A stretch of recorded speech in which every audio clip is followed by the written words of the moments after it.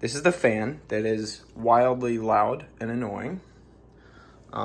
This is the capacitor that is a ridiculously high voltage. I'm not exactly sure how high. I could read the sticker. I think it's around 1,000 volts or something. It can kill you. Don't touch it. It can literally kill you. Don't touch it. And this is the piezoelectric that makes the beeping that is the other offender here. So the piezo is one offender, the fan is the other. We're about to dismantle both of them. Okay, it's all done.